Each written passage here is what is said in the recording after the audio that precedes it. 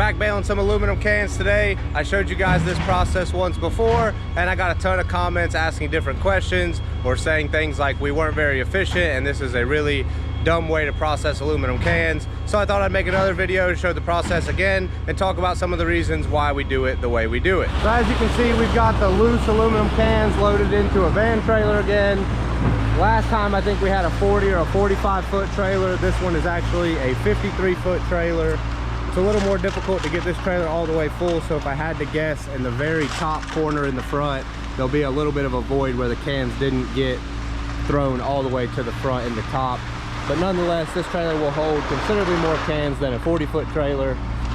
One thing that a lot of people asked in my other video was why we don't have a hole in the door so we can fill them all the way to the back. And that's exactly what this is here. All of the trailers have a hole in the door, or actually in both doors, so we can put the spout of the can machine through that hole and fill the trailer all the way to the back. And we put that mud flap on there, so when you put the spout of the can machine in, it'll push that flap open, and then when you pull it out, the flap will close, preventing any cans from falling out. But the guys are going to get this unloaded. I did weigh the truck and trailer on the truck scale beforehand, and I'm going to weigh it out after, so we'll know exactly how many cans came off, and then we can take that weight and divide it by an average can weight and figure out how many cans exactly or roughly were on this trailer. And for those of you that didn't see the other video with the can machine and not exactly sure what I'm talking about, this is the can machine that we use to fill these trailers. So we have one of these at each yard. Even though we have the baler at this yard, we still use this machine and load them into a trailer, and when the trailer's full, we take it up to the baler to unload it. Basically how it works, you just load the loose aluminum cans into this hopper, they get fed up that conveyor belt, get dropped down into the crusher drops them into the blower, and then they blow out this tube and into the trailer. And a lot of people were wondering why we would even use this instead of just dumping the cans up there at the baler. And there's a couple reasons. One is a bale of cans usually is going to weigh around 1,000 pounds, and it takes us some time to accumulate 1,000 pounds. So when a customer brings in 5 pounds, 2 pounds, 10 pounds, any small quantity, we would have to have a designated spot up there for all those cans. And then we have to deal with the wind, and cans will just go everywhere if we leave them outside. We do have a cage where we leave them outside when we receive them in large quantities, but anytime we get them in small quantities, we always run them through this machine. The second reason is this machine makes sure that there's no contamination. So as you feed them into this conveyor and they go up the conveyor belt, the operator can look for trash and stop the conveyor and get it out if they see anything. And then also there is a magnet in this pulley, so if there's any steel or anything, it will get pulled out and dropped onto this chute. And then that way we know whatever's in the trailer is 100% clean and ready to be baled. Another comment I got a lot is that it's a waste of time to use a van trailer and we should use a walking floor trailer or a dump trailer. And the reason why we use a van is these are just cheap, basically scrap trailers that we have plenty of extras. And if we had a walking floor trailer or a dump trailer, that's tying up an expensive and a useful trailer for a fairly long time to make sure it's completely full with cans. And then also people were saying that it's inefficient to unload it the way that we are, and we should just have it backed up to the conveyor belt and unload it directly onto there. But with the skid steer, the operator is able to keep up with the pace of the baler. So actually the skid steer has to stop and let the baler catch up. So it's not like we're not running the baler at max capacity, because we are. And so there's not really any reason to change the process to get the cans out of the trailer faster, because the baler can only go so fast. And since we don't have any loading docks over here at our baler, we use this big steel ramp to take the skid steer up and down on. And then on the skid steer we use this homemade bucket that's extra large, that way we can get a big scoop of cans. You can see this was originally just a regular skid steer bucket that we added a tall back, sides, and extended the bottom out on. But it's pretty straightforward. We just drive the skid steer into the trailer, get a big scoop, take it back to the baler or the conveyor belt, and dump it out. So you can see he's just going in the trailer, getting a scoop, then he backs back down and comes over to the conveyor belt and dumps. But you can see the conveyor belt is currently overloaded, and so the last scoop he just had to dump next to the belt. So this is what I mean when I say that unloading with the skid steer is faster than the baler itself. that's why we don't need a walking floor trailer or something to keep the machine running. You see, the conveyor turns on and off and feeds the baler, and then when the baler's full and the ram needs to compact it, the conveyor belt will turn off like this. And that's why the machine will only go so fast, because the conveyor belt's not constantly going the entire time. It stops and starts and stops and starts as the baler needs more material.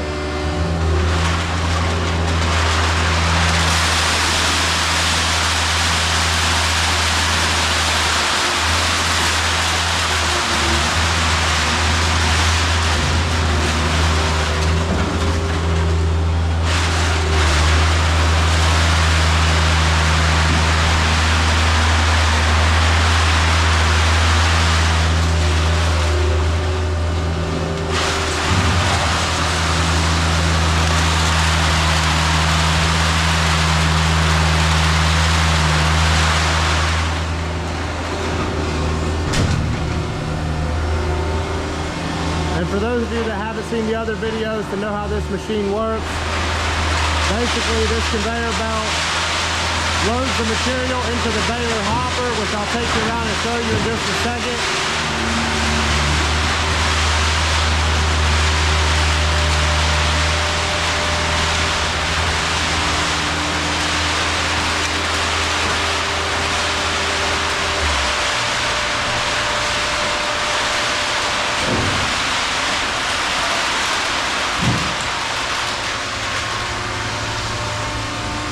And you can also see if we overload the conveyor belt too much, the cans will come over the side and start to overflow. Usually if you don't have them piled up too bad back here in the back, they'll just sort of fall down as the conveyor goes up. But if you have a huge mound back here sort of blocking the line of cans on the belt, you will end up with an overflow. And the guys have a pretty good idea of how to load them to prevent that from happening, because when that happens you end up with a huge mess over here that has to be cleaned up.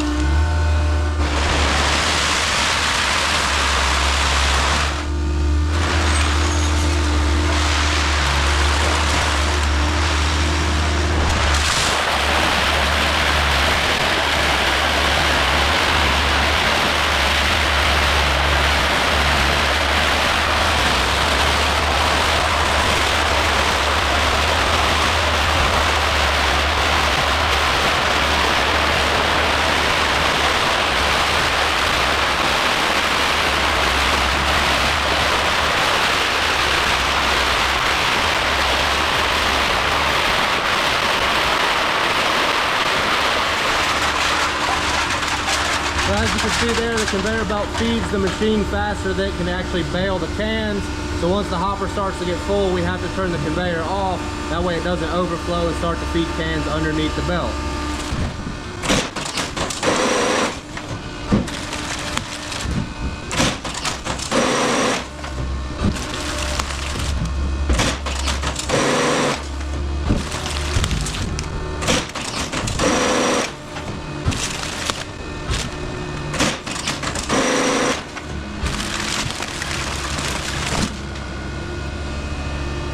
So you can see after the baler finishes a bale, as it gets ejected, we have an automatic wire tire system that puts on these galvanized steel bands, and that helps hold the bales together. And that way when we ship them, they don't fall apart in the trailer and create a huge mess. So they're getting towards the front of the trailer, and I was correct about there being a big air pocket at the front. Basically what happened is when the machine's blowing, they didn't make sure it was adjusted properly to actually blow all the way to the front of the trailer. It's a little bit more difficult in these 53-foot trailers, but that does lower our capacity a little bit. They could have had a little bit more cans on here. No big deal. When I go drop this back off at the other yard, I'll show the guys and make sure that we have it adjusted properly. Even when you have it adjusted as best you can, typically in the 53s, you're always going to end up with a little bit of an air pocket all the way up there at the top, but that's a little bit bigger than we like to see. And then after the cans are baled, we bring them into the warehouse and weigh them and put them into inventory. So you can see this bale weighs 1,207 pounds. They're going to spray paint the weight on here. That way we'll be able to keep track of it and put it in our storage trailer to keep it dry. And these are the storage trailers that we keep the cans in after we bale them.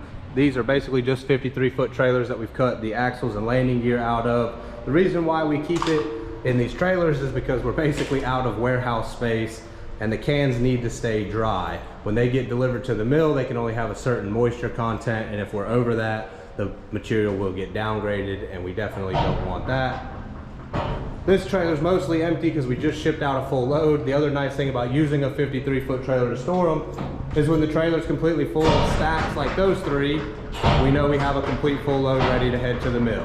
Well, we finished running all the cans out of that trailer and it made 8 bales. I weighed the truck after it was empty and there was exactly 9,000 pounds in that trailer. So I did a quick Google search of how many cans are there per pound, and it said 34. So that would mean there are 306,000 cans in that trailer that we just baled to be recycled. Like I said before, I know I've made a video like this in the past, and I just wanted to clarify some of your comments and questions. I feel like we're doing this pretty efficiently. Obviously, we could make it a little more automated with things like walking floor trailers, but that seems like a pretty unnecessary added expense because it wouldn't actually speed up our process anymore because we're running the baler as fast as it possibly can. But anyways, thank you guys for watching. If you haven't already, make sure you hit that subscribe button, and we'll see you on the next one.